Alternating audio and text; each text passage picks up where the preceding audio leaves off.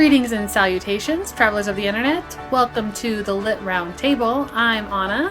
And I'm Joseph. We'll be your wise or not so wise mentors for today's audio adventure into all things storytelling. Hello. Hey there. Today we have some great stuff we're going to be talking about. First off, like usual, we'll talk about what we're reading, watching, playing right now. We'll talk about chapters 6 and 7, right? I think that's right. Of Lies of Locke Lamora. That sounds right. I'm going to double check. I'm pretty sure it's 6 and 7. You're right. All right, sweet. We're going to talk a little bit about that, and then we're going to talk about some of our favorite fantasy tropes. And we're going to talk a little bit about what a trope is. Yes. So. Well, Joseph, let's start with...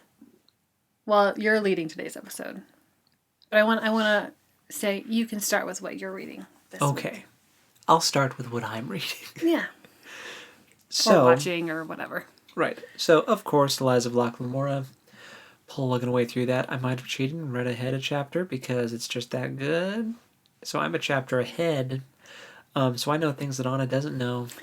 I, on the other hand, was riding the struggle bus to get through today's reading. Not because it wasn't any good. It was good. I was just very tired. That's fair. Mm-hmm. Yep. So reading that, still plugging away a Wheel of Time. And I am also, well, for what I've been watching, I've been catching up on Critical Role, which is a YouTube series. Well, they actually started as like a Twitch stream where they play Dungeons and Dragons.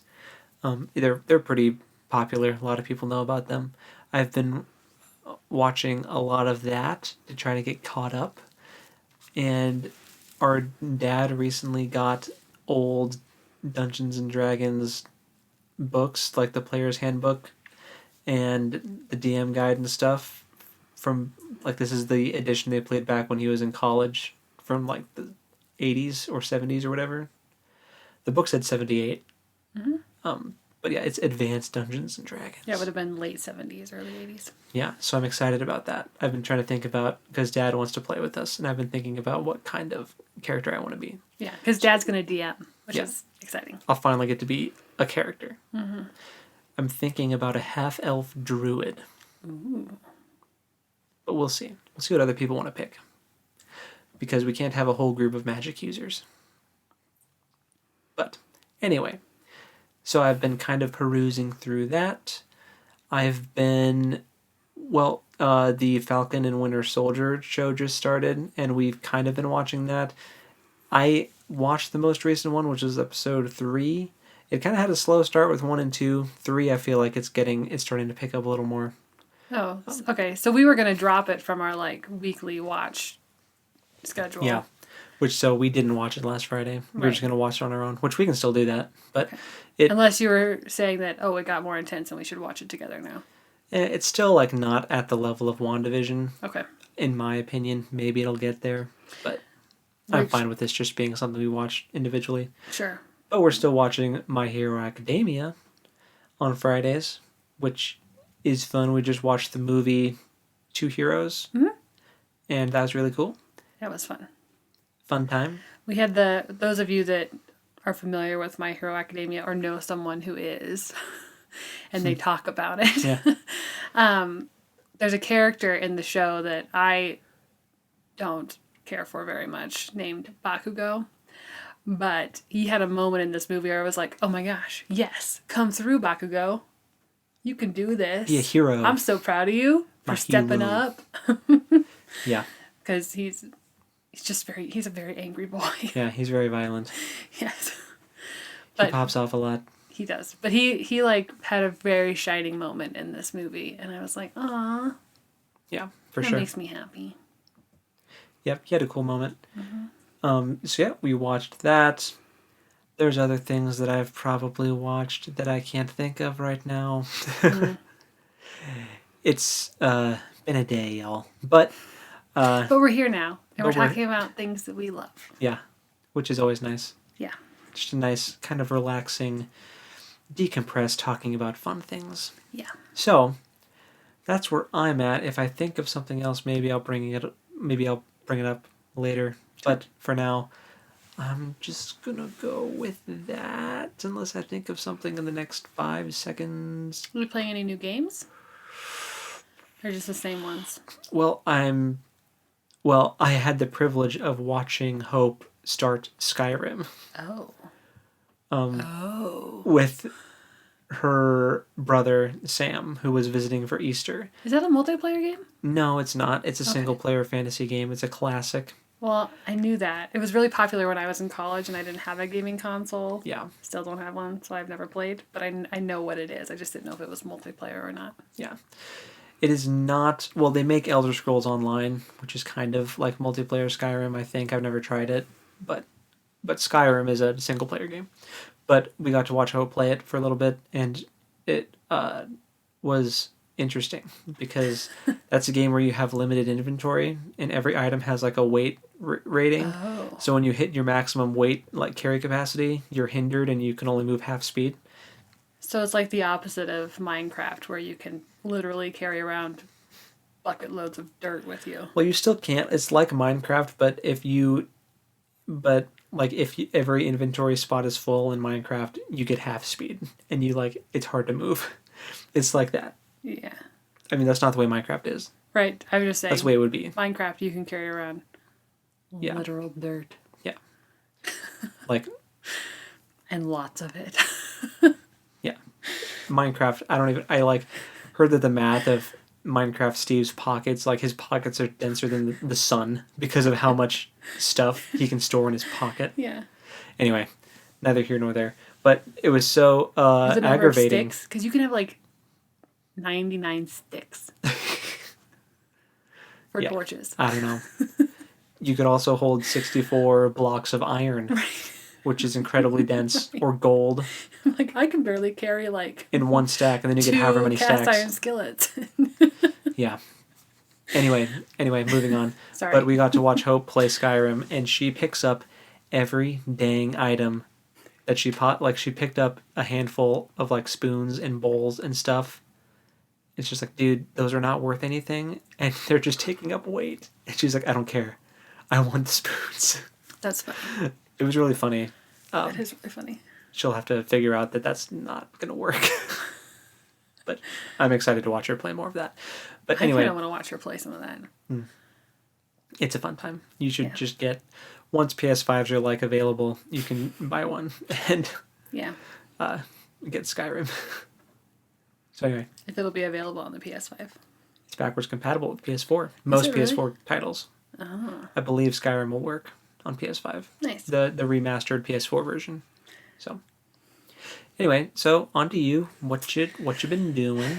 Well, so I've been reading through the Harry Potter books, which I don't think I had started yet when we last recorded. I couldn't tell you. Yeah, I don't remember. Or maybe I didn't talk about it. I don't know. So I'm reading through the Harry Potter books. I'm listening to them on Audible. The Jim Hale version. Maybe we did talk about this. I'm having a little bit of deja vu. But I've also just been excited to talk about reading them finally. But I'm on the Half-Blood Prince, which is the second to last one. And I read through the early ones like really quickly, like a day and a half for each one. And now that I'm getting into the longer ones, it is taking me much longer to listen to them because they are long boys. Yeah. But I'm about halfway through the Half-Blood Prince. And I'm having very mixed feelings about the Harry Potter books. Interesting. Which I don't know that I necessarily want to get into right now. You also haven't read them all. So. I haven't read them all, but I have seen the movies. Like, I know what's coming. Yeah. But, yeah, I want you to read them or listen to them. Okay.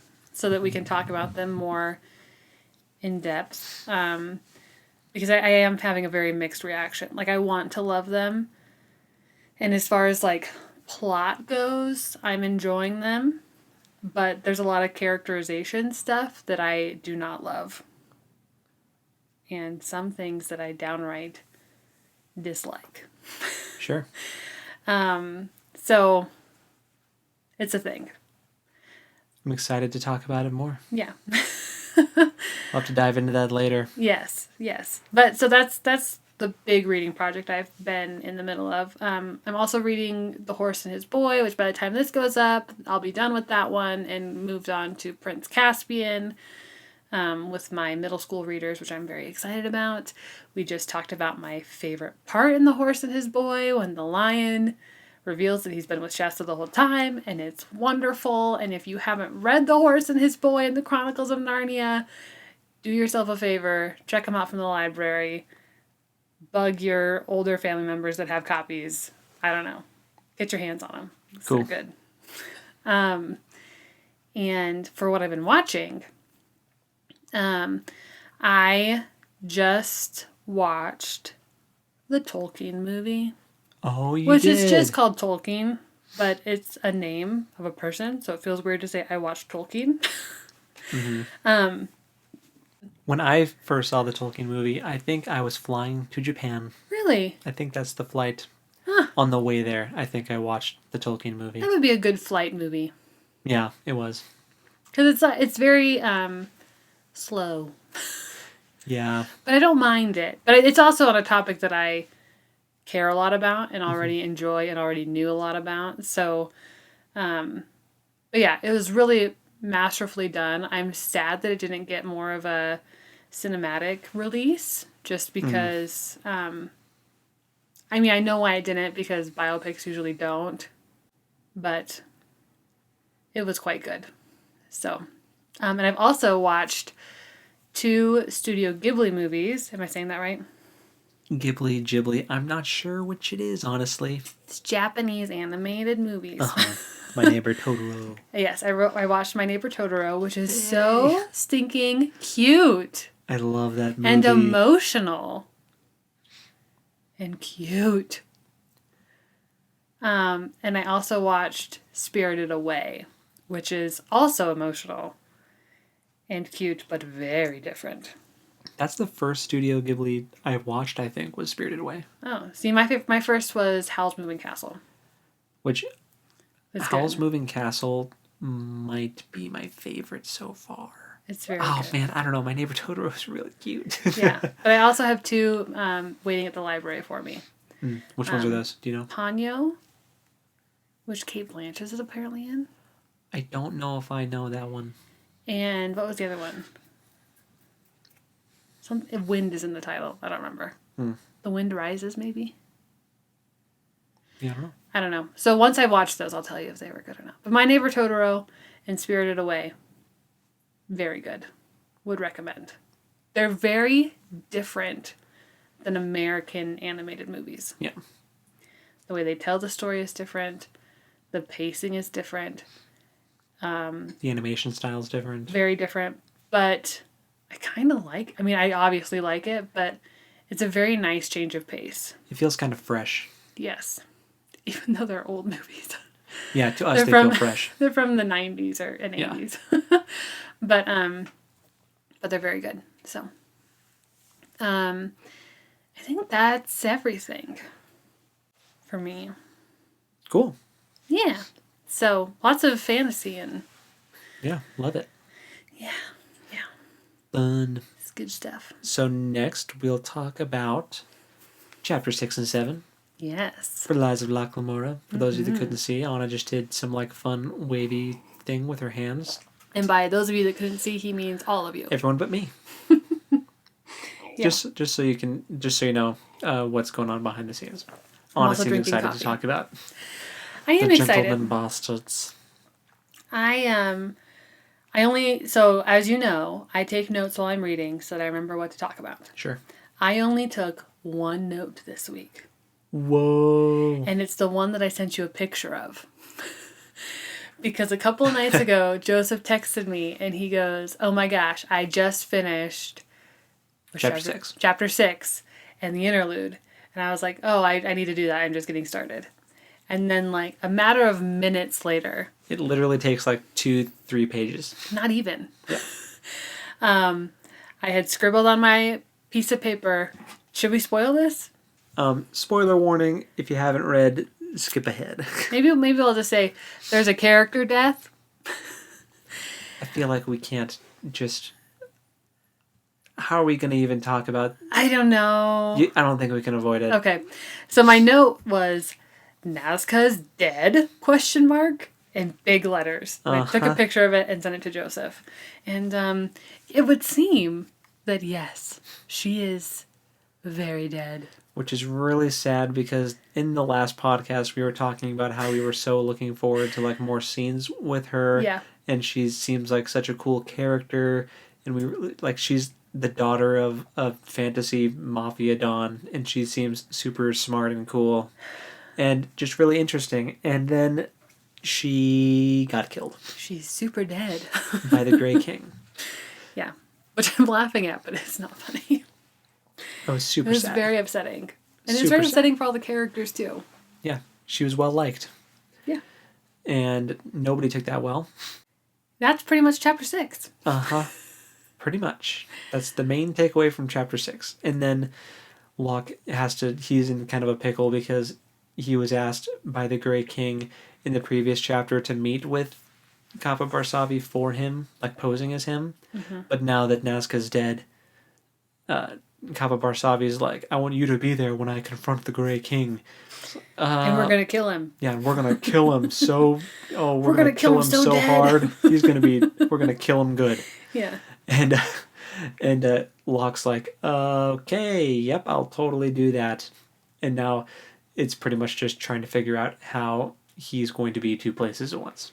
So yeah, it was an interesting chapter. In the interlude, we learned more about Jean's upbringing with the Gentleman Bastards. Yeah. And I was going to say, not so much about his time before. No, but, just his time training with the Gentleman Bastards. Yes. After he joined, since he's kind of he's an interesting role. He's like brain and brawn. He's both. He's apparently more brawn, though. Yeah, but he's very math smart.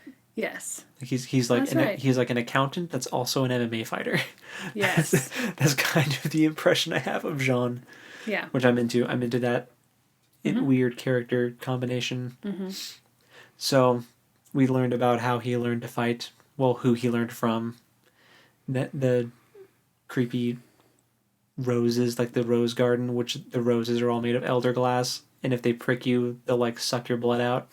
Yeah, it was weird. Vampire glass flowers. Yeah, super trippy. Yeah. And interesting. But so yeah, we learned a little bit about him, and then in chapter 7, that was remind me of chapter 7 because I read ahead, so I'm trying to remember where the break was. 7 is all about Locke trying to get out of having to be on the Kappa's side, since he is going to be dressed up as the Grey King. Right. So that chapter, they come up with a plan to get him out of it. It's really basic, but it works like a charm. Mm-hmm. And then they accidentally get this one lady in trouble. It's not super important, but it was a very funny scene. It was probably the most humorous scene so far. Yes, because they're trying to climb down the outside of this building, and they catch a lady's lover trying to do the same thing. And then they all freak out. The lady and the other dude freak out and cause a ruckus. And they were all like too heavy for the pipe, and then the pipe breaks off. No, it was just trellis. It was just like garden trellis, which is not sturdy stuff. No, and then that breaks off the wall. Yeah. And then they have to jump into the lady's room to keep from falling. Mm-hmm. And then her husband walks in to her with 2 other dudes in the room. Yeah. Yeah. It was just a mess. A train wreck. Yeah. But very entertaining to read. Yeah. And that was pretty much the whole chapter. They were shorter this week. Yeah. We did also see him preparing to be the Grey King. We got to see some of the stuff with him, or with the makeup and all the cool stuff they can do with that. Just really, really well done stage makeup, basically. Yeah. Yep. It's really realistic. So, yeah. And then the chapter ended with them heading out to meet with Kappa Barsavi, with him as the Grey King. And, that's where it'll pick up in the next chapter. Right. And in that interlude, we learned about how Locke is going out to a farm to learn some farming skills. Yeah. Apparently. So. Yep. Yeah. Because who knows if you'll have to impersonate someone of a lowly station. Was that the motivation? Yeah, that's what Shane said. Hmm. Yep. But, so it was pretty interesting stuff. The main takeaway was just that Nazca's dead now, which is very disappointing. Very sad. I know, because we were so looking forward to like, oh my gosh, how are they going to get out of this arranged marriage thing? And now they don't have to. No, they don't even, but then it was, how does Locke get out of being in two places at once? Right. And they figured that out. And he's not with the Kappa because he basically played hooky. Very convincingly. Yeah. By actually making himself sick. Lots of vomit. Yes. Lots of vomit. Yeah. Ugh. Super gross. Yeah. And so I know what happens in the next chapter. Okay, well, I'm then we're super excited for you to read it. Okay. Fair. I won't say anything. Thank you. I'm super excited for you to read it. Alrighty. Thanks. So that's Lies of Locke Lamora. That's where we're at with that. So now we are going to talk about our favorite fantasy tropes. These are all tropes that we love. In the next podcast, I think we're going to talk about some tropes that we dislike or have been overused or kind of fall flat to us. So that'll be entertaining as well, or fun to talk about. I hope they're entertaining for you, but you, the listener. But so yeah, tonight we're going to talk about tropes that we love in fantasy. Yeah. So we're going to take turns reading from our respective lists. I don't know whose list is longer. Mine might be longer. I don't know. But we will take turns, and if we have ones that kind of match up, we'll just scratch them off the other person's list. Yeah. And so, yeah. So before we actually get into talking about tropes, I thought, or like our favorite tropes, I thought maybe we could talk a little bit about what tropes are. Yes, telling people what is a trope. Why does something become a trope? Yeah, so a trope is... tropes occur in like all different genres of literature, first of all. But they are like tenets of storytelling that crop up in stories. And sometimes they're called cliches, which is a much less flattering term for them. Sure. But they happen for a reason, because they work. People like them. People like them. People like formula. Which is why people that read romance, like romance writers, have to actually like fit the formula as closely as possible, because their readers are expecting that formula, and when it diverts, they don't like it. Yeah. They don't buy the next book. Exactly. That's what happens. Yeah. But with fantasy, there's a lot of tropes, and you cannot possibly put all of them in one book. If you try, it's probably not a good book. But it's funny that we're talking about this, because I don't, when I'm reading fantasy, I don't necessarily pick up on the tropes as they're happening. Kind of on purpose. I feel like you're the type to just let yourself get totally sucked in. Yeah. If I notice a trope is happening, then it's not good. Yeah. Because I am pretty good at letting myself be submerged into the story. Except for Harry Potter. Yeah. If Anna noticed the trope, then you know it's... Too obvious. Too on the nose. Yeah. But part of why I try to ignore it is because I've been through grad school where we spent a lot of time talking about tropes and formulas. And it does kind of... It's like lifting up the hood on your car. And then suddenly you understand how everything moves together and works. And it just makes it a little less fun. You see how the sausage is made. Yeah. And you regret it a little bit. You're in the room where it happens. Loses some of the magic. Yes. Yeah, it does. So, but, and something that is kind of along the same lines as tropes is talking about story structure. And a lot of the things, like I looked up several lists of like fantasy tropes. And a lot of the lists were the 10 fantasy tropes I hate. And most of the lists that I saw were very negative. Which I think it's because people are seeing how the wheels turn. Yeah. And they don't like that. I saw a lot that were like, top 10 fantasy tropes that editors are tired of seeing. Right. You know, that kind of thing. Yeah. But when you're talking about the hero's journey, which is how a lot of fantasy stories like fit their structure. Mm. A lot of those like key moments get written off as tropes, which I suppose they are. But I don't know. If I notice that the main character is meeting a wise mentor, it doesn't bother me. Like noticing that kind of structure in trope doesn't bother me as much as like if I notice that the chosen one is present. Yeah. Which we'll get into that more next week. But spoilers, Anna doesn't like the chosen one trope. We'll get into it next week. It's a little more nuanced than that. Yeah, I hear you. Because that's a big thing in Star Wars, and I like Star Wars. Yeah. But we'll get into that more. Yes. But for now, we are just going to focus on the positives. So we're going to focus on what tropes we love. What's our favorite tropes? Yeah. Well, did you have any questions for me about tropes before we do that? I feel like I gave a very I don't, because I already knew what tropes were. Okay, that's fair. But did you have anything to add? No. Okay. I think you did a good job. Okay. Well, thank you. Explaining what tropes are. I wasn't fishing for a compliment, but I will take it. Okay.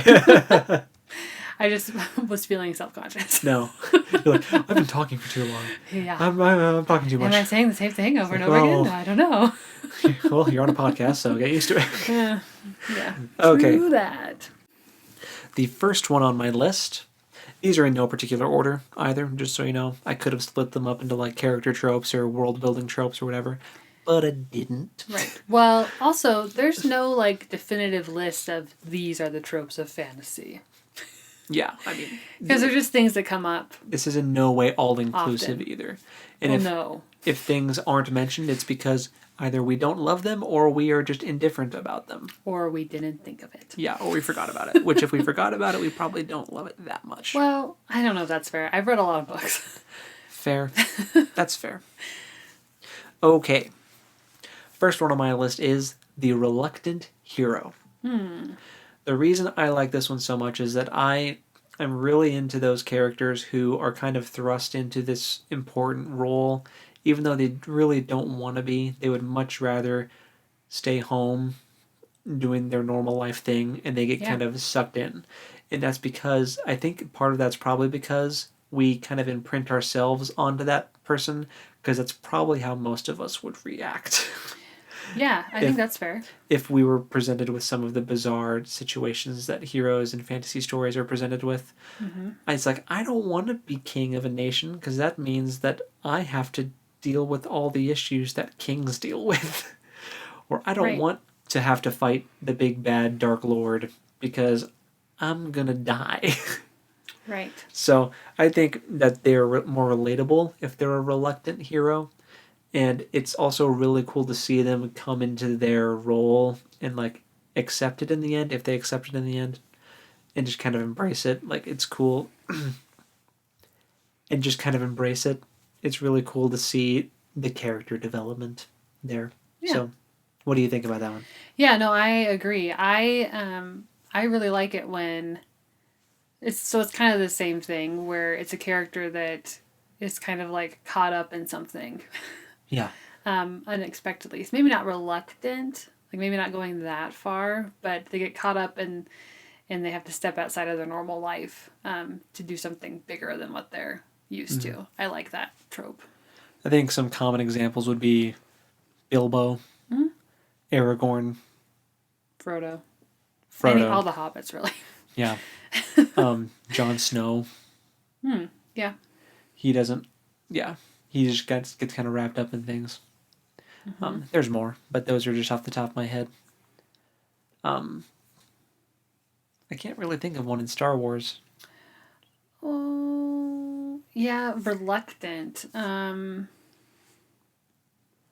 know if any of them are like reluctant. Maybe Han Solo.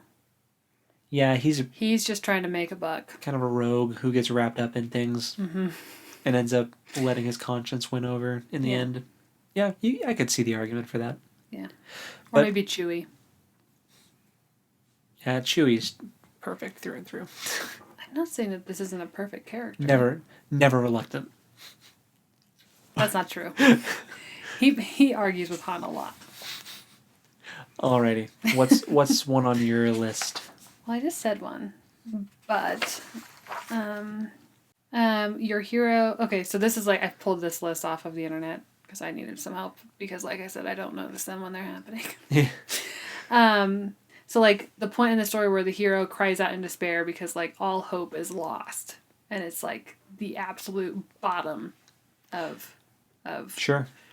the worst circumstances. Heroes hit rock bottom. And then it's when the darkest is like at its darkest that the light answers their call. So like the example for me that like stuck out in my head was when Frodo's in Shelob's lair and he grabs the light of Arendelle from the book.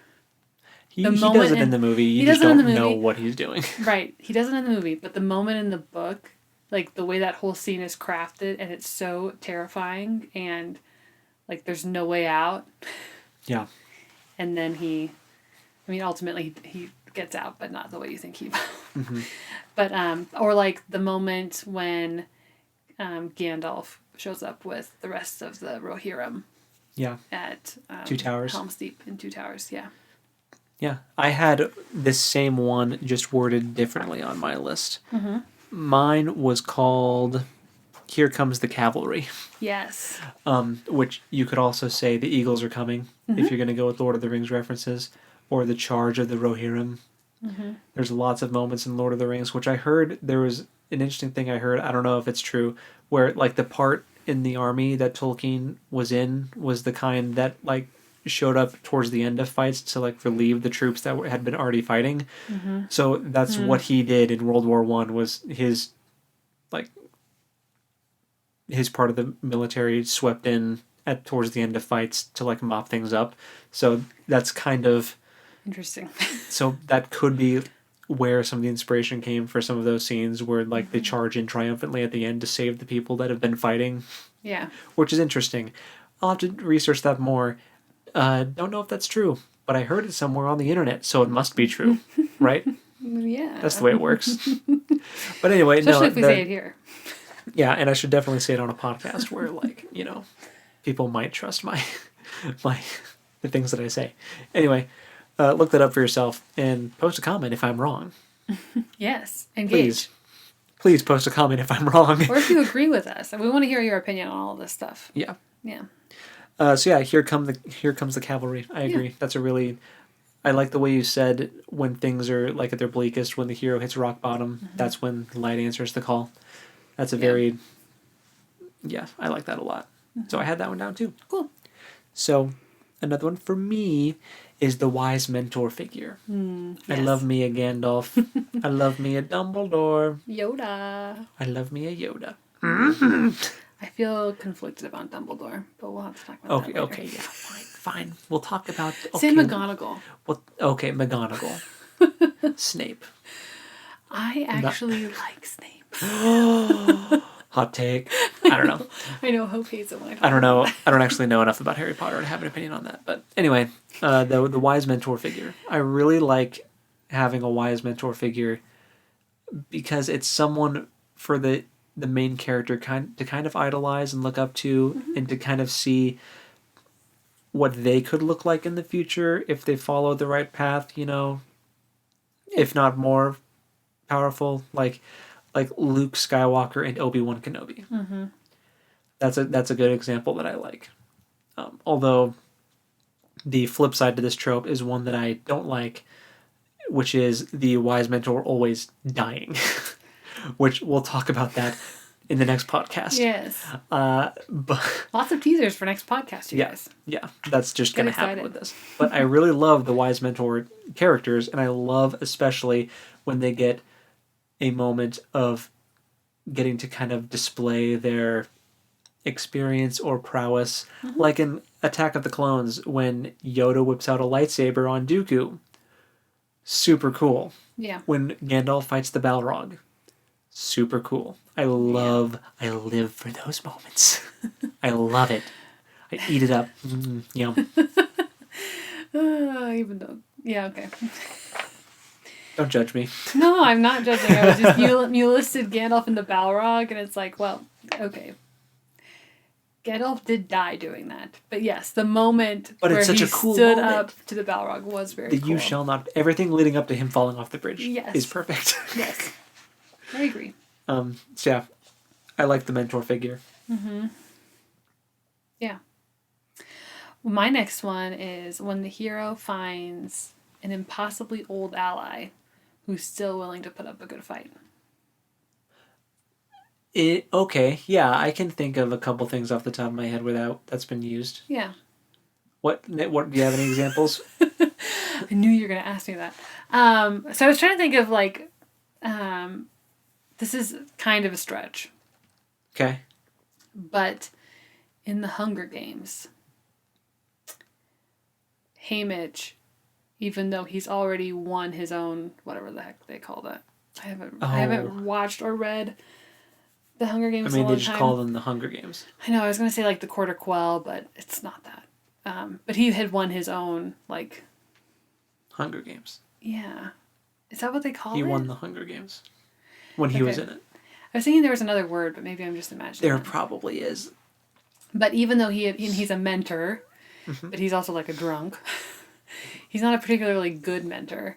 Right. But he is still putting up a fight for this terrible societal structure where kids have to go into battle with each other and kill each other. Yeah. Pretty dark. It is very dark.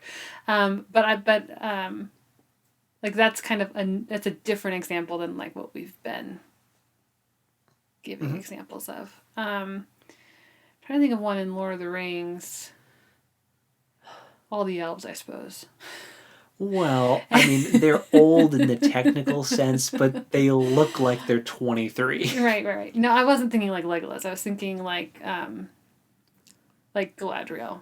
Even though she's been around and done her fair share, she's still willing to help the Fellowship and aid them. You know what I'm saying? I thought of what I thought of when you said this was a movie that we watched, or that I watched, I don't know if you were there, it's called The Eagle. And it was about this Roman centurion who, yes. their eagle is the pennant for their division of the, I don't know, the legion, or yes, for a legion of Roman centurions. And their eagle got stolen by some northern British, what are they, druids? I think they called them barbarians. But... Yeah. They're or Gaelic. They're old Scottish people. Back in the times... I'm saying the Romans called them barbarians, not that they actually were barbarians. Yeah. Just to clarify. The Brits, the Britons they would have been Saxons, probably. Yeah. They stole... I don't know. They're or Celtic. I don't know. No, Celtic is Irish. Celtic is Scottish. Is it? Yes. The Celts?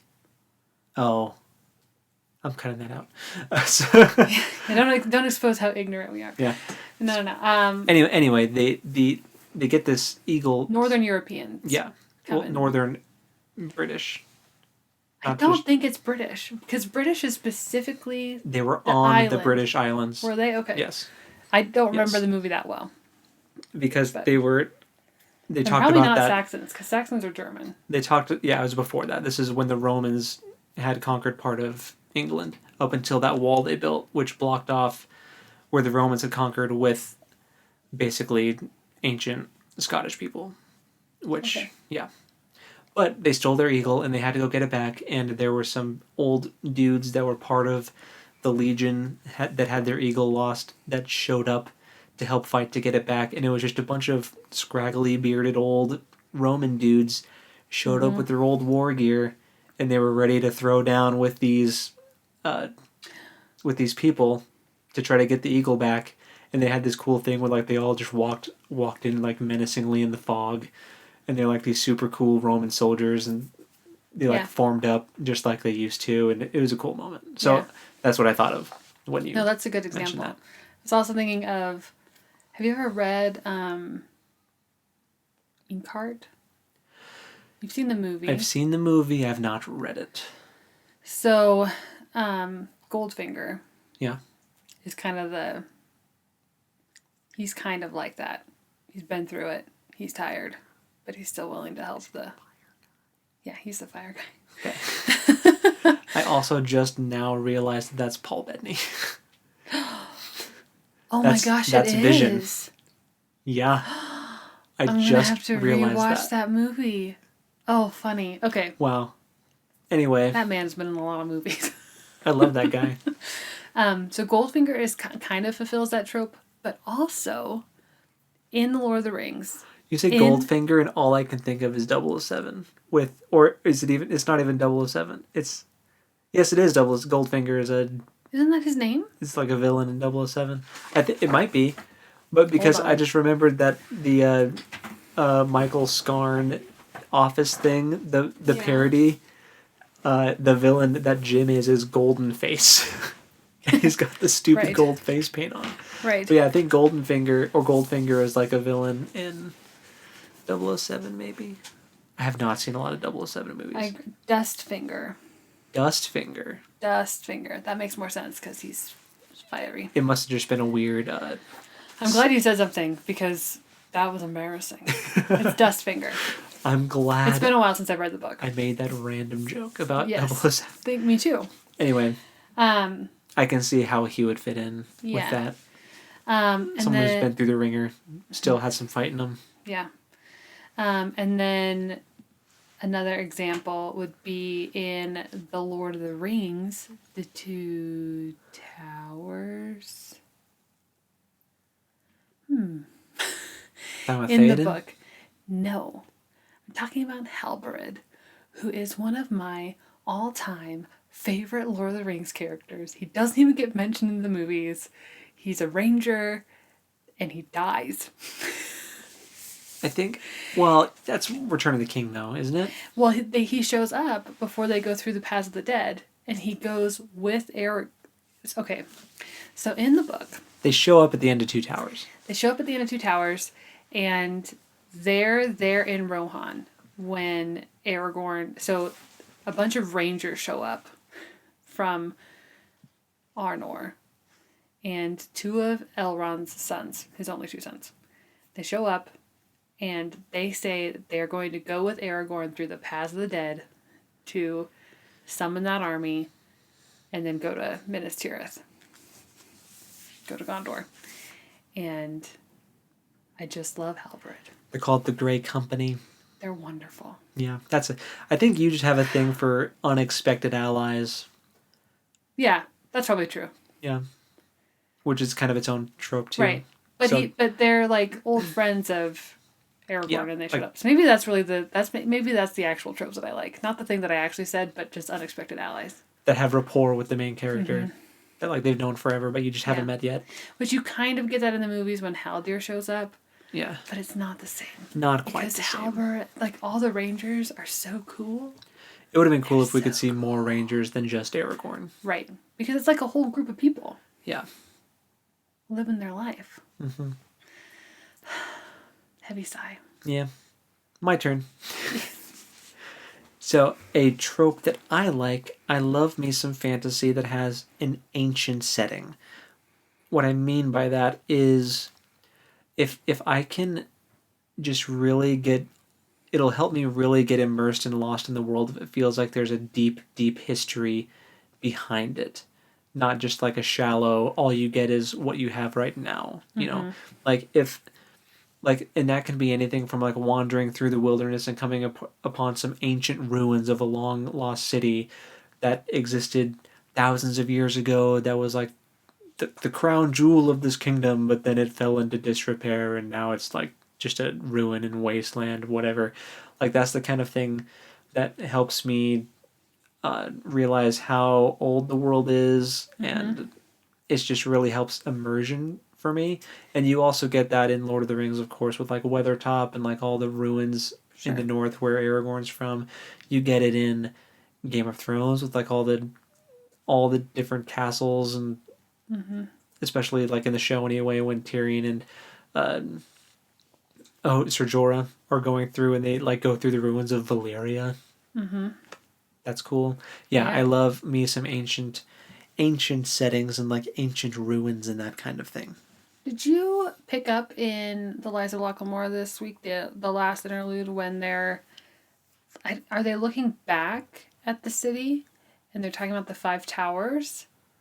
There are And towers. how... There are towers in the city. But Yeah. did you catch the part where Locke's like looking at them and observing how they don't look like anything that someone who lives there now would create because it was created by someone who came before and they're just inhabiting the space now?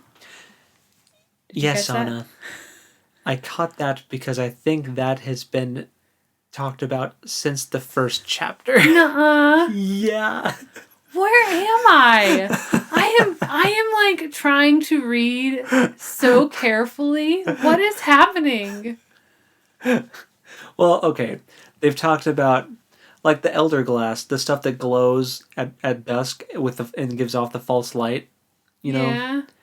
that's the stuff. That's like the material that that parts of the city are made out of.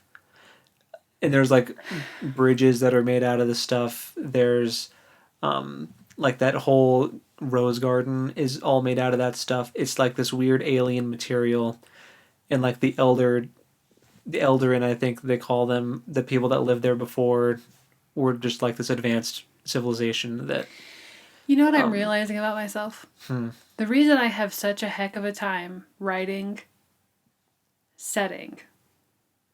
Can you not remember your own setting? No, because no. It's because when I'm reading, I read it, but my brain does not retain any of it. Oh, for setting stuff? Yeah. See, that's like the stuff that my brain like hyper fixates on. Like, did Tolkien ruin that for me? Because when I read The Lord of the Rings, I was so young that I was like, and like skimmed it until I got to like the stuff that I wanted to read. Maybe, because Tolkien has a lot of long descriptions of like mountain ranges and cities and stuff. You might have skipped ahead. And inadvertently trained my brain to just like... not care about establishing setting. Oh my gosh. Well, so I think it's safe to say that that's probably not on my list. Well, and it's safe to say that yes, I did notice that in the last chapter. But yes, the city of Camor was inhabited by... Wow, I'm like really embarrassed. Sorry, I could have probably been more subtle about just throwing you right under the bus on that one, but... That's okay. It's more entertaining if... I deserved it. Wow, that's wild. I think I might have mentioned it on the last podcast, too. No. You didn't mention the Elder Glass, but I don't remember anything about the towers. Oh, no, I didn't mention the towers. Okay. No, just that there's... That makes me feel better, because it was the towers specifically, because they were talking about how they were constructed and how they didn't look architecturally like anything else. They might have mentioned that there are towers previously, but we never got like an in-depth... Okay.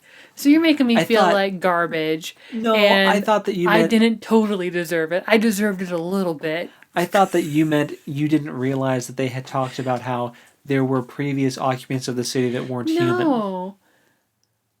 Well, yes. Okay, that's what I meant then. But no. I was talking specifically about the towers. But did you also not realize that there was a race of people that lived there before the humans? No. Okay, so you still deserve to get roasted. Boom, roasted. It's okay. It's okay. Oh, you're making a pouty face. I feel dumb. I'm gonna have to like cut feel this out bad. and like put it into the Lies of Locke Lamora discussion. No. Leave it in where it is. No. It's all good, dude. Man, I'm like working with middle schoolers on how to read. We all have these humbling moments. Yes. I am Bree the horse. I am not a war horse. I'm not so special just because I'm a talking war horse. You're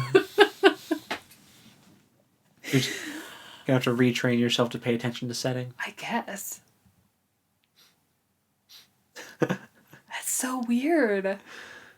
Would you say that's your weakest area when it comes to writing? Yes. Yes. I'll cut this out, but I definitely... No, you can leave it in. I don't mind admitting that my weakness is just like I can't count when I'm singing. Yeah. I'm really bad at writing setting. I definitely remember reading some drafts of your thesis and being like, I really need more description of where they are. And I was like, fill it in with your own brain, man. And I'm like, but, okay, but No. then the problem is you will describe it later and it won't match what I had already filled in. Yeah. You know why that would happen? Because I wouldn't think about it until later. Yeah. And something would be happening where I'm like, oh, I need to actually, like, logistically figure out how this looks. It's all good, dude. But yeah, all that to say, I like ancient settings. I like them too. ancient ruins and things. I like places that are old, dusty and musty. Like it. Do you want to learn a new word? Okay. Frowsty. Frowsty. Frowsty. Frowsty. Definition. That means musty and ill-smelling. Okay. Well, I'll just go with musty. But frowsty is so fun to say. It's in the... I don't like things that are smelly. I had book club today. That's why I'm making all these horse and his boy references, and I'm sorry. It was in the horse and his boy. It was one of the vocab words we talked about today. That is an interesting word. Yes, frowsty. I appreciate you have better vocabulary than me. You know more words than I do. Even if I read setting better. I'm pretty sure you also have a screensaver on your computer that like shows you words. Yes. So there's that. But your turn. What's something on your list? I mean, I don't even know anymore. I'm feeling really dumb. You're just super disheartened by it. A little bit. Okay. I like it when the hero doesn't die. That's and he fair. Gets a happy ending. Or she. I like it when they get a happy ending. When they get to resolve the adventure, go home, get married if they want, have a baby if they want. I like happy endings.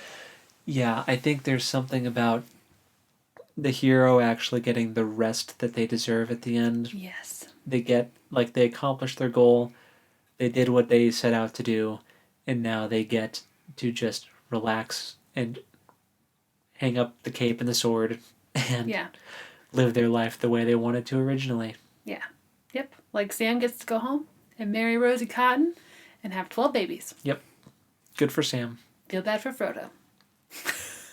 Yeah. But, I mean, he just went off for like a long extended therapy session in the Undying Lands. Yes. So he wasn't able to fully enjoy. As well. Eventually he did, yeah. But so that's a good one. Yeah, thank you. Characters not dying. I like it. Well, main characters anyway. The hero living. Right. Or just some kind of happy ending. Like some kind of nice resolution at the end. But I especially like it when the main character has some plot armor and gets to survive. I like it. Well, I don't know about like plot armor. They can still get injured they can get maimed. I just want them to survive. They can get lightly maimed. Just not killed. Yeah.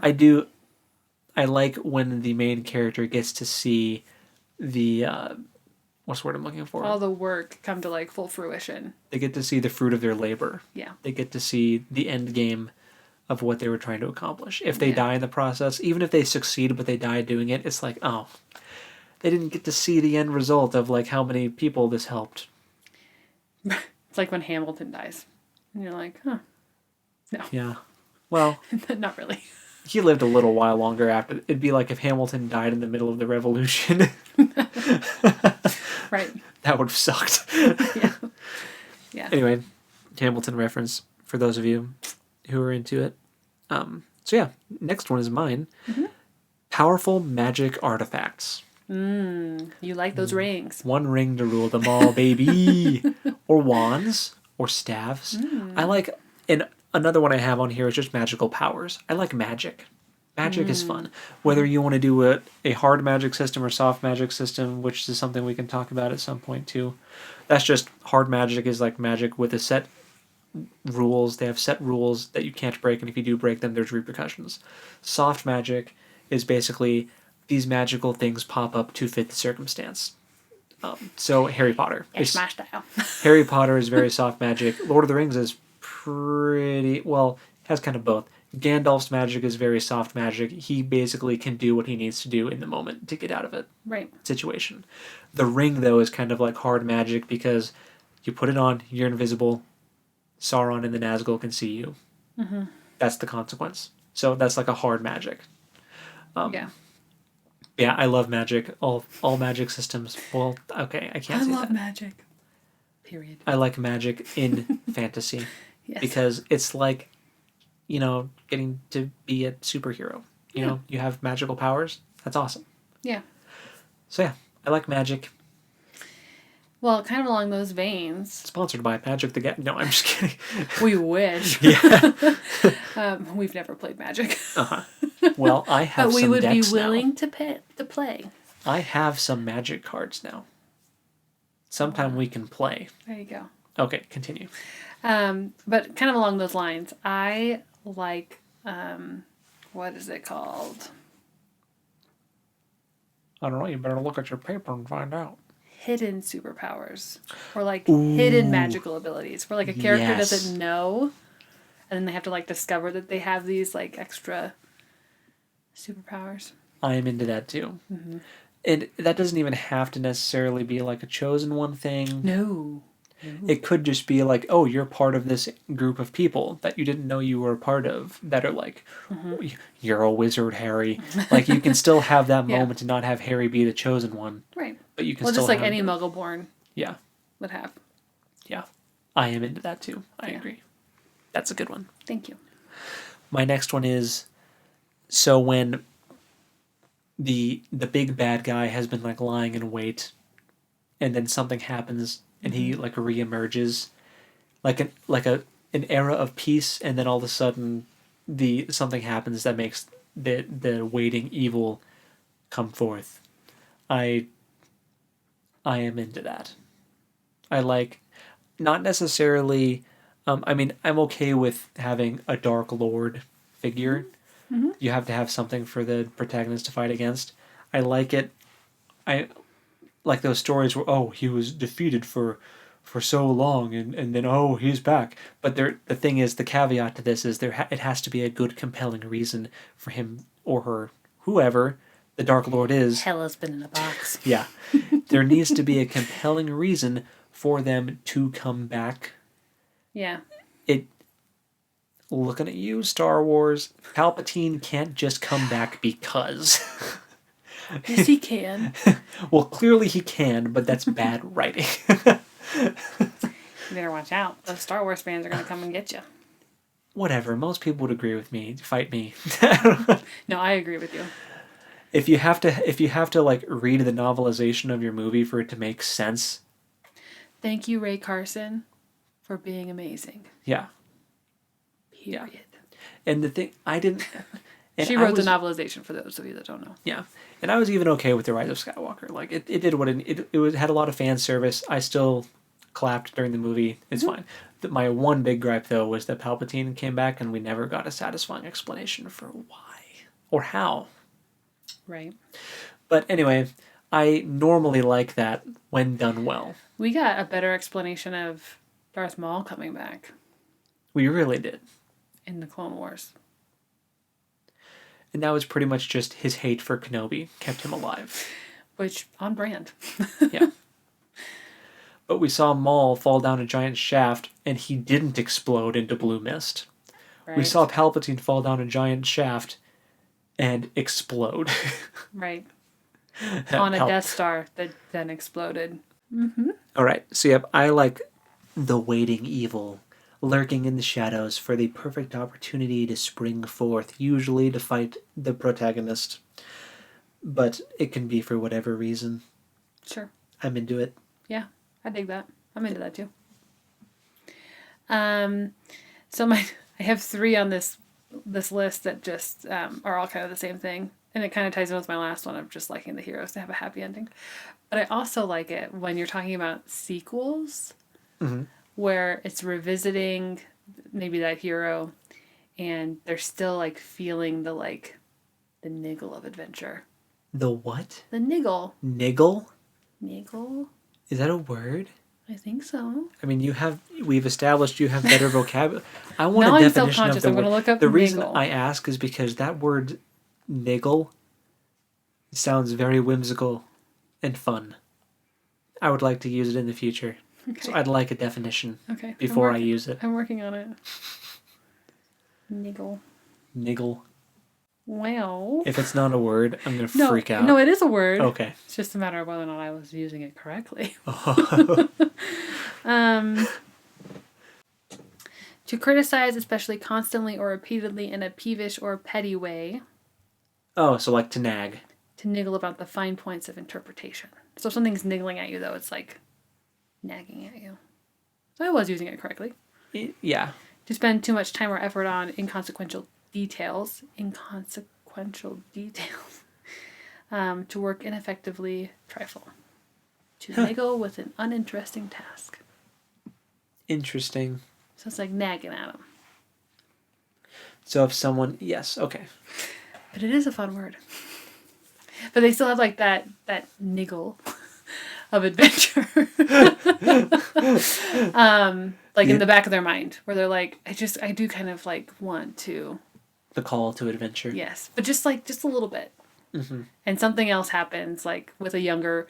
This is usually when they're older. So I think this happens in the Dragonlance books, which I think is probably where I'm like, oh yeah, I remember when... Yeah. Which I'm actually like really wanting to reread those books now as an older person. Maybe we should read them.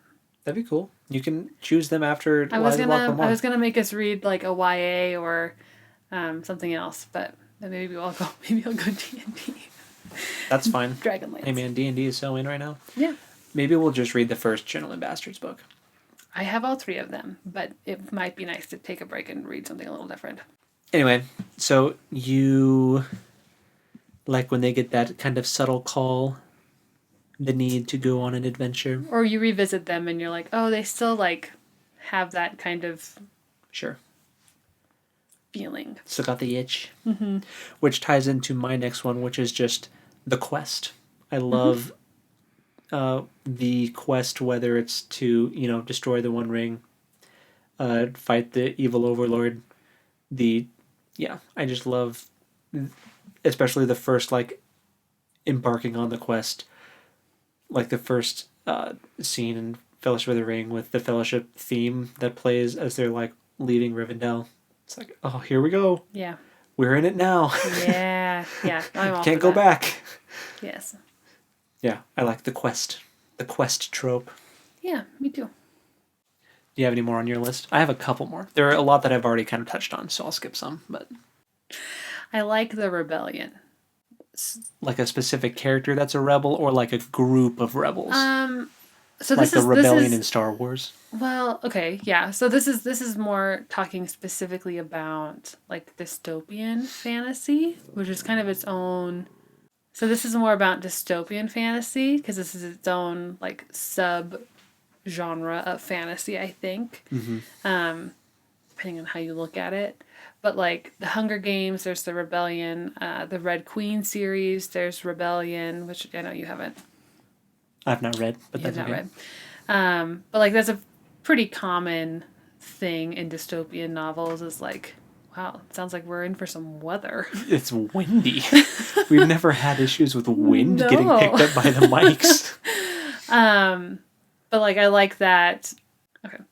But I like I like that trope, I guess, where like the underdogs have to band together to overcome seemingly insurmountable odds. Yeah. Yeah, I agree. I'm torn because I do like rebellions in general. Like I like the anti-establishment aspect and like stick it to the man kind of mentality. Is that just the American in us, though? Maybe, but here's the thing. I also want it to be done well so that, because if the rebels come off as like so whiny, which I can't even think of an example where that's the case, but it's like they need to have a pretty noble cause, like Robin Hood's a rebel, and I never think of him as whiny, but I can think there are probably some cases where it's like, we're rebelling against blah blah blah because of this, and it's like, dude, there are so many bigger problems in this world. Just Oh, sure. I thought you were going a different direction with that, where like in the okay, don't want to get into the Hunger Games right now. I generally really enjoyed the Hunger Games. However, the last book ends with them winning the rebellion and then things basically just going back to the way they were. Yeah. Which I understand the point, but also I really like happy endings. And I wanted it to all be worth something. Yeah. All of the heartache and all of the death, I wanted it to be worth something. But instead, all those kids died for nothing. Yeah. Yeah. Grumble. That is another issue with the rebellion thing where But the rebels win and they're worse than the dictators. yeah. That's kind of its own trope that happens actually. Yeah, which I don't like. The rebels win and then you don't realize like, oh, that cause we're fighting for, they are also corrupt. You know why I don't like it? Why? It's too real. That's too much real in my fantasy. I mean, hard to escape. Seriously though. Yeah, I hear you. My next one, this one's fun. Okay. I love me some femme fatales. So, Damsel in Distress would go on my not favorite list. And this is the inverse. A cool, collected, calculating female character that gets things done and doesn't apologize for it. And could totally beat up almost any of the male characters. Mm-hmm. Or people just play directly into her hands and she's just like a master manipulator. Like there's a lot of different directions you can go. Well, to a certain extent, if she's using her evil powers for good. Okay. I was like, okay. You know, like Black Widow style. Like Yes. Black Widow is femme fatale. Oh yeah. And that I'm super into it. It sounds weird. But I really enjoy that trope because I feel like you get so much of the, oh, look at me, I'm a princess and I need saving from the big dark lord or blah, blah, blah. And it's like, I want, which I feel like you could kind of subvert that trope and turn her into a femme fatale. Oh yeah. That'd be interesting. I'd read that book. I adjusted my posture because I was like, this is why I'm writing the books that I'm writing. You have a lot of strong female characters. Heck yeah, man. I think, are all of the main characters female? Yes. Good for you. Thank you. I was trying to think. I do have some male main characters too, obviously. Yeah, but I think my the ones that inspired it all were all Yes. female characters. Yes. Yeah, I like strong female characters, and Me too. which isn't so much a trope as much as just an aspect of a story and an aspect that good stories have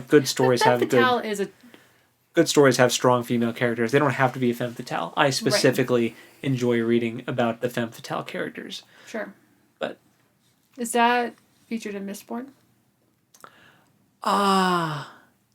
Vin, the main character Vin, I'm not sure if I would classify her as a femme fatale. Okay. More like just a wrecking ball. Okay. You know what you need to read? You need to read the V.E. Schwab books that I'm reading, my kitchen books. Oh. Because there's a female character in there that I think you'd really enjoy. Cool. It's cool. So, nice. Anyway. Yeah. I just like strong female characters. Mm-hmm. But, anyway, I have like... And it's got hidden powers. Like, there's a lot of the tropes that you're in, like, yeah. Yes. I'm hitting a lot of... Yes, I just realized, like, how many of them you're hitting. A Darker Shade of Magic. A Darker Shade of Magic. Is book 1. Okay. So, by V.E. Schwab. V.E. Schwab. That's a fun name. Mm-hmm. Schwab. Her name is Victoria. So sometimes she's Victoria Schwab, and sometimes she's V.E. Schwab. And I'm not sure... Schwab? S-C-H-W-A-B. Schwab. Schwab. I like it. Cool. Yeah. A Darker Shade of Magic. I will have to look into it. It's good. Cool. It's fun. So yeah, femme fatales. I'm into it. Do you have any more? I can like rapid fire my last few. Yeah, let's do your last few. Because I don't have, like I said, They've all been kind of touched on. Well, they've all kind of been touched on, but like, I try not to think about them too much. So I really like the medieval tavern setting, Yes. Agreed. like Green Dragon, Prancing Pony, all these fun settings, barroom brawls. I feel like every Dungeons and Dragons campaign starts in a tavern too. Like that's just a thing. You go to the tavern, talk to the barkeep for information. Yeah, it's also kind of a trope for like Skyrim Sure. video games. Taverns, also dragons. You can't have. I mean, you can, but I feel like a lot of the great fantasy stories have dragons. Yeah. Dragons are pretty sweet. Fire-breathing dinosaurs. I mean, come on. That can fly, usually. I've got them. You do. That's all I'm going to say. Yep. You do have dragons. In your books. Many. And I also like me a good training montage kind of thing. Oh. Where, A la Mulan? yeah, like I'll make a man out of you style. Yeah. Yeah, that's a great example. I'm going to use that. I do like I dig a good training montage just because it feels like then when the character can suddenly do some crazy thing, it makes sense. Like they earned it. They've been trained for it. Yeah. So I do like moments like that. But I agree with that. that one isn't like a super strong love, but I appreciate when I see it because then it makes things make sense later on. Yeah. So, or like Rocky, Yeah. Balboa. I feel like those work better in movies than Yeah, fair. in books. You could also, or some sort of education for the character to Okay. explain why they can do what they do. Like you can have the wise mentor figure giving them like little nuggets of information here and there for them to like learn things. Like that reminds me of kind of Aragon. Oh, sure. Brom, I think is the guy's name in the it's been a long time. I think that's his name. I don't own those books, so I can't even tell you to turn around and grab it off my shelf. Because you own Really? them. Yeah. I thought I got you the first one. I don't know, but yeah, I did have the... Was that a gift? I thought I gave it to you. I think you did. I think I'm a bad big sister. Did you give it away? Did you give it to the library? I might have. I forgive you. That's funny. It's not. Now I feel bad. This is why I never get rid of books. Because the one time I decide to purge a little bit, it's a gift. Don't get rid of these. If you No, I give them won't. to me because I want them. Anyway, but He's no, pointing to some specific books that I do remember him giving to me for Christmas. And now that you say that about the Aragon book, I feel really bad. you should. I'm just kidding. It was just the first one. I have the first one. You can borrow it. I've read it. Oh, there you go. I But, didn't love it. well, no, it was written by like a 14-year-old. Yeah. Sorry, Christopher Paolini. I want to I'm read your new sure book. you've improved as a writer. I for sure have improved as a writer since I was 14. And I'm not saying Aragon is trash. No. It's good. It's just not my favorite. You liked it a lot when you read it Yeah. as a young person. Yeah. I think There if I was, would like- have read it as a younger person, I would have liked it more. The third one, there was like this weird unrequited romance situation going on that I just kind of... it was just like, you're being gross, stop. She's not into it. Oh. So we'll talk more about that next week. Anyway, yeah. Ooh, you know what I do like? Huh. A slow burn. Ooh, yeah, for romance, slow burns. Yeah, slow burn in a fantasy. I also realized reading Mistborn that I like, oddly enough. Okay, the weird thing, I'll get into this because I'm going to do a video with me reviewing the Mistborn books. But interestingly enough, in the first book, my favorite scenes were like these ballroom setting scenes where it was like a lot of kind of political intrigue going on, and those were like the chapters I looked forward to the most. Not the chapters of Vin doing crazy superhero stunts with the magic she uses. It was those. Which is so weird. I would have never guessed. Me neither. But something about those was so captivating. Huh.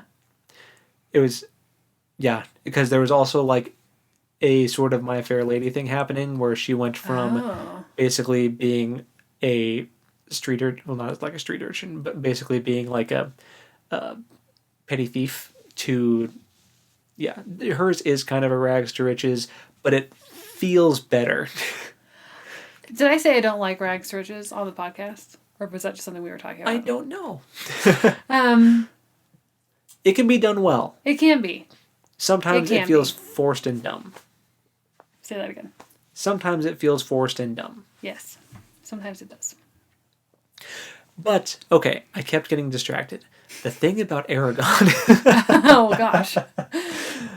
Brahm will, like, tell Aragon about, like, these magic words and stuff that he can say and magic things will happen. So that can kind of be like a training thing with how he learns how to use magic and all this stuff because of the wise mentor figure. Yeah. You know, just I don't like this. We'll talk about it again. I don't like when people can just miraculously do things they didn't know they could do. But it can be done well. But I'm making a face because I know you're not coming for Ray. no, Okay. no, I'm not. Oh, okay. Then we're good.